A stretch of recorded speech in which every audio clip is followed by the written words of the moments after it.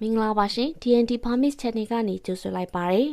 ။တမိုင်းဆိုတာအောင်နိုင်သူတွေရေးခဲ့တဲ့မှတ်တမ်းနည်းလို့သိကြဖို့ပါလိမ့်မယ်။ဒါပေမဲ့အဲ့ဒီမှတ်တမ်းနည်းရဲ့နောက်ွယ်မှာသွေးပြက်စရာကောင်းတဲ့အမှောင်ထုတွေရှိနေပါတယ်။မြမတမိုင်းမှာအငင်းပွားဖွယ်ရာအကောင်းဆုံးနဲ့ကြောက်စရာအကောင်းဆုံးဖြစ်တဲ့တစ်ခုကိုပြောပါဆိုရင်ဒီပေါင်းမင်းလက်ထက်နန်းတွင်းလူသက်ပွဲကြီးကိုဘယ်သူမှမေ့လို့ရမှာမဟုတ်ပါဘူး။အနီရောင်ဖြာရီထဲမှာထုတ်ပိုးခံထားရတဲ့မင်းသားမင်းသမီးပေါင်း80ကျော်ရဲ့နောက်ဆုံးထွက်သက်တွေနန်းတွင်းထဲမှာတိတ်တဆိတ်ပြောက်ကွယ်သွားတဲ့အသက်တွေများစွာရှိနေပါတယ်။ဒီနေ့ဗီဒီယိုထဲမှာတော့ကျမတို့ဟာအလယ်နန်းမတော်မိဖုရားကြီးစုဖုရားလက်ရဲ့နောက်ွယ်က Death Psychology လို့ခေါ်တဲ့အာနာကိုအပိုင်စီးလိုတဲ့ပြင်းထန်တဲ့စိတ်ဆန္ဒတွေအကြောင်းနဲ့အနီရောင်ဖြာရီရဲ့လှုပ်ဝက်ချက်တွေကိုခွဲခြမ်းစိတ်ဖြာသွားမှာပဲဖြစ်ပါတယ်။ဒါဟာ Amityville ထက်တောင်ပိုပြီးသွေးပြတ်ဖို့ကောင်းတဲ့မြမမြေပေါ်ကဖြစ်ရမှန်စိတ်လှုပ်ရှားစရာဇာတ်လမ်းတစ်ပုဒ်ဖြစ်ပါတယ်။ပထမဆုံးကျမတို့လေ့လာမှာက The Psychology of Absolute Power လို့ခေါ်တဲ့အကျွမ်းမဲ့အာဏာကိုရယူလိုတဲ့စိတ်ဓာတ်ပဲဖြစ်ပါတယ်။စုဖျားလက်ဟာငယ်စဉ်ကတည်းကနန်းတွင်းအရှုပ်တော်ပုံတွေကြားမှာကြီးပြင်းလာခဲ့ရသူပါ။သူမမြင်တွေ့ခဲ့ရတာကနိုင်သူကအုပ်ဆိုးပြီးရှုံးသူကတေးရမယ်ဆိုတဲ့နေရာမှာပါပဲ။ဒီအယူအဆကပဲသူမကိုအာနာအတွက်ဆိုရင်ဘာမဆိုလုံးဝတဲ့လူတစ်ယောက်ဖြစ်လာစေခဲ့ပါတယ်။တင်တိထားမှာကအာနာဆိုတာလူတစ်ယောက်ရဲ့တကယ့်တွင်းစိတ်ကိုပိုပြီးပေါ်လွင်စေတဲ့အရာပါ။စုဖျားလက်အတွက်တော့သူမရဲ့ပလင်ကိုချင်းချောက်နိုင်မဲ့ဘသူကိုမဆိုဖယ်ရှားပစ်ဖို့ကပထမဆုံးဦးစားပေးပဲဖြစ်ခဲ့ပါတယ်။ဒုတိယအချက်ကတော့ The Red Carpet Massacre လို့ခေါ်တဲ့အနီရောင်ဖြာများရဲ့ထိတ်လန့်စရာအမှန်တရားအကြောင်းပဲဖြစ်ပါတယ်။1889ခုနှစ်ဖေဖော်ဝါရီလမှာဖြစ်ပွားခဲ့တဲ့ဒီလူသက်ပွဲဟာတမိုင်းမှာအလွန်ရက်စက်တဲ့နီလန်တစ်ခုဖြစ်ပါတယ်။မင်းမျိုးမင်းတွေကိုတက်ရင်သွေးမထွက်ရဘူးဆိုတဲ့ရှေးထုံးစံကိုအကြောင်းပြုပြီးမင်းသားမင်းသမီးတွေကိုအနီရောင်ကော်စောဖြာတွေနဲ့ထုတ်ပိုးခဲ့ပါတယ်။ပြီးတော့အဲ့ဒီဖြာတွေကိုစင်နဲ့နင်းသက်တာဒါမှမဟုတ်ဒုံးနဲ့ရိုက်သက်တာမျိုးတွေလုပ်ခဲ့ပါတယ်။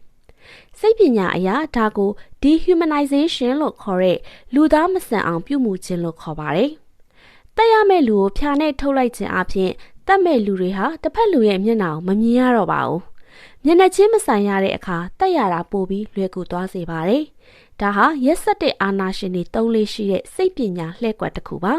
။တတိယအချက်အနေနဲ့ the fear factor လို့ခေါ်တဲ့အကြောက်တရားဖြင့်အုပ်ချုပ်ခြင်းအကြောင်းပဲဖြစ်ပါတယ်။စုဖျားလက်ဟာဒီလူသက်ပွဲကိုနန်းတွင်းထဲမှာပဲတိတ်တဆိတ်လှုပ်ဆောင်ခဲ့တာမဟုတ်ပါဘူး။နန်းတွင်းအပြင်ဘက်မှာစိုင်းတန်ပုံတန်တွေတီးခိုင်းပြီးလူသက်နေတဲ့အတန်တွေကိုဖုံးကွယ်ခဲ့ပါတယ်။ဒါဟာ cognitive dissonance လို့ခေါ်တဲ့စိတ်ပိုင်းဆိုင်ရာရှုပ်ထွေးမှုကိုဖြစ်စေပါတယ်။အပြင်မှာပွဲလန်းသဘင်တွေကျင်းပနေချိန်မှာအတွင်းမှာသွေးချောင်းစီးနေတာဟာပတ်ဝန်းကျင်ကလူတွေကိုအစွန်းရောက်တဲ့အကြောက်တရားကိုပေးစွမ်းလိုက်တာပါ။မင်းတို့ငါ့ကိုစန့်ကျင်ရင်ဘလို့အခြေအနေမျိုးမှမဆိုတေးရမယ်ဆိုတဲ့သတင်းစကားကိုပေးလိုက်တာပဲဖြစ်ပါတယ်။စရုပ်ဓာတ်အချက်ကတော့ The Downfall of an Empire လို့ခေါ်တဲ့ Empire တစ်ခုရဲ့ပြတ်သုံးမှုပဲဖြစ်ပါတယ်။အာဏာကိုရဖို့အတွက်ရက်စက်မှုတွေကိုသုံးခဲ့ပေမဲ့အဲ့ရက်စက်မှုတွေကပဲသူမရဲ့ Empire ကိုပျက်စီးစေခဲ့ပါတယ်။ပြည်တွင်းမှာရှိတဲ့မင်းသားမင်းသမီးတော်တော်များများအသက်ခံလိုက်ရတဲ့အခါတိုင်းပြည်ကိုကာကွယ်မဲ့ခေါင်းဆောင်တွေရှားပါးသွားခဲ့ပါတယ်။နောက်ဆုံးမှာတော့ British တွေကျူးကျော်လာတဲ့အခါခုခံနိုင်စွမ်းမရှိတော့ပဲ1885ခုနှစ်မှာမြမအချုပ်အခြာအာဏာဆုံးရှုံးခဲ့ရပါတယ်။ဒါဟာကျမတို့အတွက်အကြီးမားဆုံးသင်ခန်းစာပါ။အကြောက်တရားနဲ့တိဆောက်ထားတဲ့အာဏာဟာဘယ်တော့မှမခိုင်မြဲပါဘူး။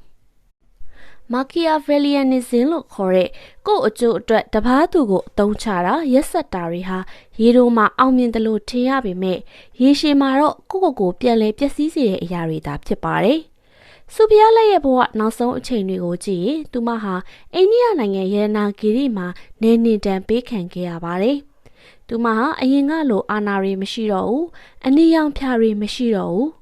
သူမကြံရစ်ခဲ့တာကတော့တမရဲ့ကဲ့ရဲ့ပြစ်တင်မှုတွေနဲ့နောင်တတွေပဲဖြစ်ပါလိမ့်မယ်